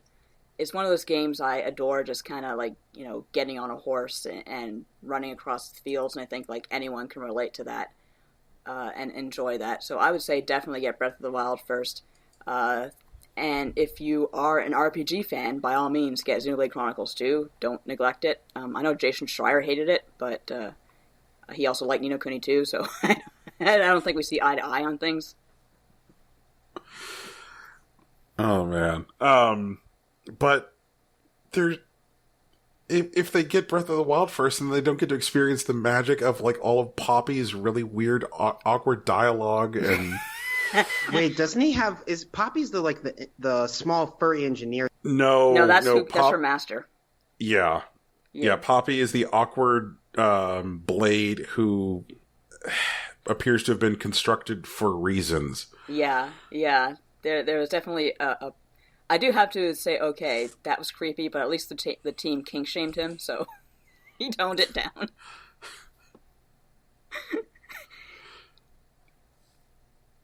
No, they there's actually one blade in particular who's what's her name? Bridget. Bridget and her Morag. They're kind of a duo. Might be in love with each other. They're kind of like make a really cute couple. Bridget does not like this little furry asshole, and every time she sees anytime she sees him doing something that's like kind of like degrading towards women, she takes him to school, even though she herself has her, kind of barely anything covering her boobs. But well, that's her choice, I suppose. But yeah, so what's his name? The little furry bastard, Tora. Yeah, he gets. Yeah. He gets kink shamed, so don't worry. Don't worry about what is with the recurring Xenoblade, like, little potato people? Like, it seems to be that every one of those games has got, like, those guys in them. Yeah, I'm trying to remember what they were called. Nopon, that's it. Yeah. They're actually, besides their weird-ass mannerisms of talking and their weird-ass kinks at times, I find they're kind of an interesting race because they're actually a merchant race. And they have a lot of bad things said about them for that reason. They're kind of, portrayed or regarded as greedy and sneaky. And even though they're very, very cute and disarming, some people just don't like them. And I think there's actually a thing in the game where you can draw heat or, send it away from you by throwing a Nopon doll in the middle of the action. And everything will just run over and try to tear that thing up. So yeah, that was a skill I think that Tora has. Yep. Yeah, and they were even in Xenoblade Chronicles X, which is supposed to take place on a totally different planet, like not in the same universe as any of the other games. And yeah, the Nopons just kind of wound up there somehow. Why not? Why not? All right. So I think the only other thing that we had on our docket was to talk a little bit about wrestling. Yeah. There was some WrestleMania recently. We just kind of wanted to, the podcasts you are currently on are not really places to lend voice to wrestling talk all that much. So just wanted to get your thoughts on, like, the current state of wrestling, what do you want from wrestling, what's good right now, what's bad right now, etc. Well, I absorb a lot of my wrestling knowledge from my husband, who's a huge fan, so I kind of do it by osmosis, so I do know what's going on, and I know who's, like, I know which people I like and what I don't, and all that. I do have an interesting story, though. I've been trying for a long time to it's been, like, one of my goals to maybe get Xavier Woods on the Blood God, because he is a massive RPG fan, RPG nerd, in fact. Like, last year you probably saw he came out, actually the New Day came out dressed as, like, Final Fantasy XIV characters, and that was pretty awesome. So I'm kind of, like, talking on Slack to Mike and Kat about, how much I want to get Xavier Woods on the show, interview him, whatever. And Mike's like, oh, who's that? He knows nothing about wrestling. And Mike's like, oh, is he like the black guy who likes Dragon Ball Z? And I'm like, yeah, that seems to be him. And, like, going by other descriptors, it's like, oh, yeah, we kind of hung out at E3. Like, we went to 7-Eleven together and just, like, this and that. And I'm like, dude, like, what the hell? Like, didn't you know he was a huge, wrestler? He was like, oh, I'm not really into wrestling. And I'm like, oh. So, yeah, apparently they went to 7-Eleven and hung out, and I'm just here, like, with my jaw on the floor. Yeah. But, oh, go on. Go ahead. Oh, I was just going to say, yeah, I enjoyed WrestleMania this year. The whole bit with Nicholas and Braun Strowman was pretty great. Man.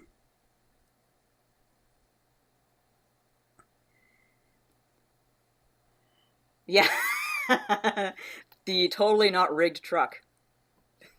You did not see the cables. Leave it alone. And also, I'm actually I'm still kind of ambivalent about Asuka's streak being broken. Yeah. I'm not sure how I feel about that either. Someone was saying how maybe she should have turned heel the way that Nakamura did, like instead of just like kind of smiling and accepting it. I can't remember. She tapped out, didn't she? Yeah, so that was kind of weird because she's kind of known for her holds and whatnot. And tapping out to Charlotte, I'm very on that. You know what I mean? Mm-hmm. Especially like because Brian, I don't know if you know, but Asuka, like, she's actually undefeated, and she's been undefeated for like 2.5 years. Yeah. And actually, you know what? I want to say, I don't know how long they waited, but I'd be surprised if it was actually longer than half an hour. I started seeing articles coming out where they were just saying, Asuka's streak had to end at WrestleMania 34. Like, there's no way around it. And I'm just like, okay, I don't know about all that, but yeah. Yeah, my husband and I were talking about that. We definitely said, like, her streak can't go on forever, but I just feel like it could have ended a little more excitingly. So, yeah, I'm kind of meh on that, on what happened there. Roman Reigns sure got busted open, though. That was a lot of blood. Why do people, like, hate that dude? Like, the WWE would love for people to love that dude, but, like, I mean... You basically said it yourself. The WWE is trying to shove Roman Reigns down people's throat, and people don't like having stuff shoved down their throats. They're like cats in that regard.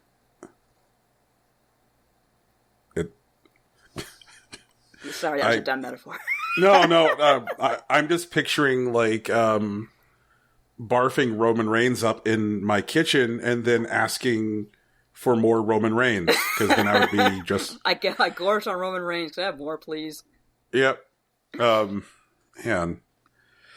But basically... Where do you think the crossover comes with wrestling and video game fans? Because, Jesus Christ, if you were to have a Venn diagram... Yeah, it's pretty thick, isn't it? Yeah. That's probably because, as they say, you've probably seen that meme where, with the guy in the cup, like, changed my mind. I've seen one where someone basically edited that to say, wrestling is anime for guys, changed my mind. So I think that drama, and of course you do have even the wrestlers themselves, God, they just cross right over, like Sheamus and Cesaro do the fusion dance literally every time they come in. So there's that.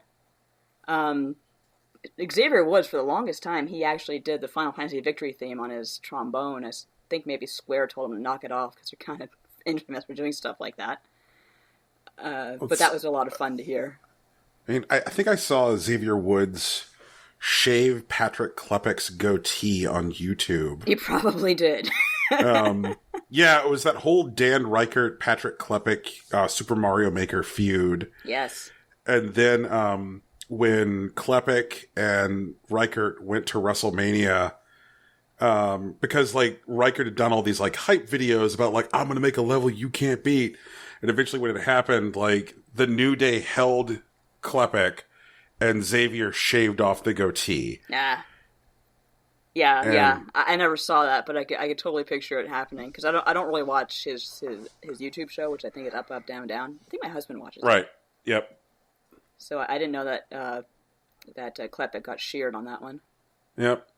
Then, like, was it Kenny Omega who was, like, entering, like, Street Fighter V, like, Probably. tournaments? That was the one breakthrough I had on Twitter with a wrestler, was I asked Kenny Omega, hey, Final Fantasy VI is the best Final Fantasy, right? And he's like, yeah, you're right, it is. So that was my one triumph. Well, he's not wrong. He's not wrong. No, it's totally right. 100%.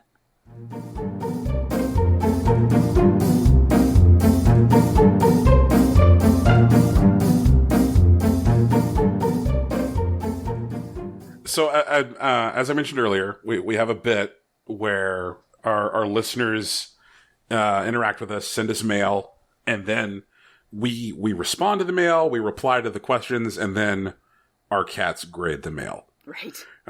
So since Tegan is out this week, the only cats we, I guess, have available to grade mail are mine and your cats. What cats do you have, and are they going to be generous or stern graders? Well, let's see here. I have Cammy, who's a 14-year-old tortie.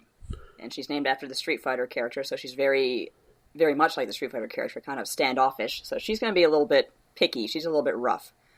You have Toothless. It's a big black cat. Kind of has the object permanence of a toddler. She's very much her head up in the clouds all the time. So she'll grade everything top notch because she's just very, very laid back and friendly that way. Then you have Tango, who's a huge orange tabby, who's an asshole. So he'll probably just be mean for the sake of it. Outstanding. Looking forward to hearing all of his cat perspectives. So we do have a piece of listener mail that was specifically for you. Oh, boy. This comes from Oscar. It says, "Hi, first-time message to you all. I hear a rumor that you're interviewing Nadia Oxford on your next episode." I guess a good place to hear that rumor, Oscar, was we mentioned it on our last episode. So good call out there, bud. That's listening skills. Yep, I try to keep up to date on political news and game updates, and I was wondering about your experience as a female journalist in the games industry. There was a study recently spoken of in the Texas Standard about gendered harassment toward women in media. Some say the culture within the games community is worse when it comes to harassment. In what ways have you had to deal with that, and what are your thoughts on how we can improve on it? Oh, well, I have had some experiences, not so much with my coworkers. My coworkers have always been very good professional people. I haven't really worked face to face with them very often, so there might be that too. But I find that when someone doesn't agree with what I write, that's when the gendered insults come out. From specifically people just saying outright, "Oh, well, you're a girl, you don't really know what you're talking about. This, isn't your jurisdiction." It's like, I was, just kind of playing games since you were swimming around in your daddy's nutsack, but whatever you want. Then you have the ones who just kind of make lewd comments about female body parts and whatnot. So, I think what's going on too, basically with the Me Too movement, is people are starting to listen to women, and that is really, really good, because for a long time, women were just kind of expected to laugh off this sort of thing. I wrote a thing on my site, actually, Tiny Girl, Tiny Games, about how just being a woman who's been on the internet for a long time, never mind the games writing part of it, how just guys would hit on you, and I guess they thought they were expected to hit on you, and you just kind of sat there and said, well, okay, whatever. And now we're kind of entering a point where we know it's not really appropriate to do that. It makes people uncomfortable. People say, oh, well, when I do it to women, they laugh, and it's like, that's kind of a defense mechanism. Take it from me. So I think we've actually entered the first step, which is just listen to women. And I know listening can be really, really hard. I know you want to get defensive. I know you want to say, well, that's not me. That's not true. Just sit back. You don't have to say anything. Just let women talk. And that goes for basically any sort of incident where, say a black person says, oh, police brutality is a problem.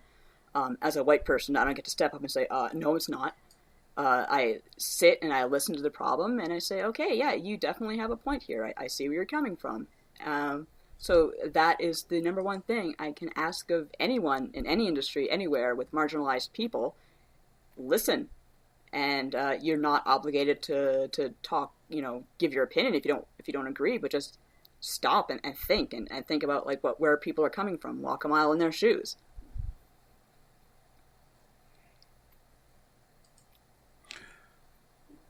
I feel that. Mm-hmm. That's what I got. I feel like my older cat chooses to not grade this email. He's abstaining. Go chooses to not grade. That's a good name for a cat, by the way. Yeah. And Toshiro gives this a rubbing the side of his face against the cardboard box in the living room and then jumping in it and attempting to pull the bottom out of the box through the top. I think Gogo chooses to not grade because Brian doesn't know what to contribute without feeling like an asshole. Well, I mean, I don't want to stop people from giving their opinions and no. I mean, it's just it's one of those things where it's like listening is important. So it's one of those things where there are times where it is more important to listen. So I'm just going yep. Yeah, I think that's one of the main problems we have with society. I don't want to sound like an old person. One of the problems we have with society is that a lot of things are changing, and sometimes you just have to stop and listen to what people are saying and acknowledge that they're changing, and that's how it goes. That's how it should go.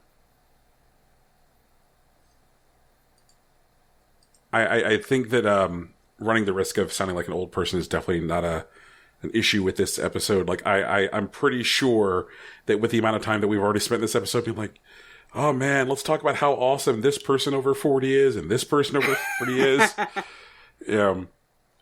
I think that if we were looking for street cred with the youth, that's already gone. Yeah. Can we stop looking for street cred from the youth? Rocky, we're trying to build a brand here. We're building a brand, Rocky. We need street cred with the youth, okay? Look. Or as Vinny says, the Ute. Oklahoma was the beginning. I love Oklahoma. You guys are great. And I don't know how many of you are young. I just hope that we're making a good podcast. And I hope I'm an okay Oklahoma guest. is a recurring joke on our podcast because as we sit there looking at our Libsyn numbers week after week, we puzzle over the fact that we seem to do okay in Oklahoma. Hi, Oklahoma. How you doing? I have a friend in Oklahoma. Rocky, you want to tell the nice folks at home how to engage with our hashtag content and how they can get a buttered biscuit from me?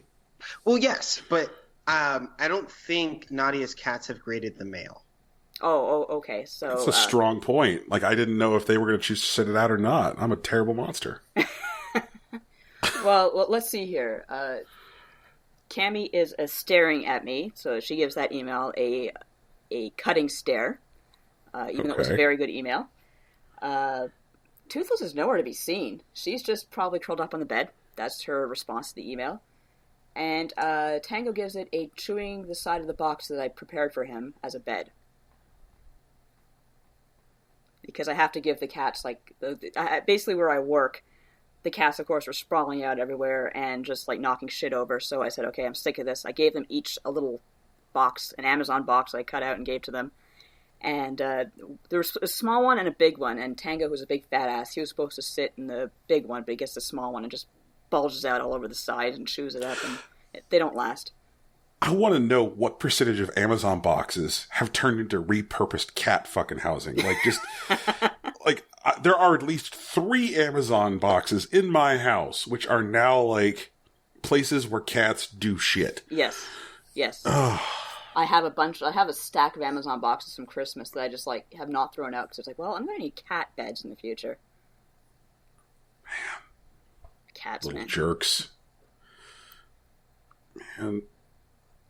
Okay. Well, guys, if you'd like to interact with us or our show, we are on Facebook, Twitter, and Tumblr at Impossible Coin. We're working on the Instagram festivals, doing something about that. If you're interested in interacting with Nadia, you could find her on Twitter. Let me see if I have this right. Yep, it's just at Nadia Oxford. Yes, I was an early adopter. God bless. Yes. Do you have any other social media you'd like to shout out, Nadia? I think Twitter's the best way to get a hold of me. I have a Patreon at /Nadia Oxford. That's all one word. We talked a little bit about that earlier. And of course, I'm on USGamer.net. I do a lot of news there. I do a lot of editorials. Of course, we have our podcast twice a week. So I'm easy enough to get a hold of if you want to scream at me for whatever reason. For sure. And for anyone who has been around, there is music at the beginning and end of this podcast. It is produced by Big Sach, and you can find him at soundcloud.com /Big Sach NJ. If you We really appreciate it. If you ever feel like helping us out, go ahead and leave us a review on iTunes, Google Play, or Stitcher. But if you leave your review on iTunes, Brian owes you a biscuit. Why is that? What is the story behind this biscuit? Well, the poop is that over half of our listenership comes from iTunes. And the way Apple sorts podcast is, it doesn't matter whether you get a good review or a bad review. I could go on a podcast and leave them a 1-star review that says, podcast is trash, bad. And Apple's sorting algorithms just say, okay, this podcast gets engagement and sorts it up the tree. So, like, more than any other service, iTunes reviews are incredibly valuable. In fact, I'm going to go ahead and say, while you're bothering to sit there with your thumbs and your phone, why don't you go ahead and listen to Axe the Blood God and review that too, you little monsters. Yes, please do. Kat begs for reviews at the end of every episode, and I understand why now, because I didn't realize that Apple's algorithms work that way, but I'm not surprised. Yep. That is one of the podcasting lessons I learned from our last guest, who's like, look, nothing is more valuable than iTunes reviews. Yes.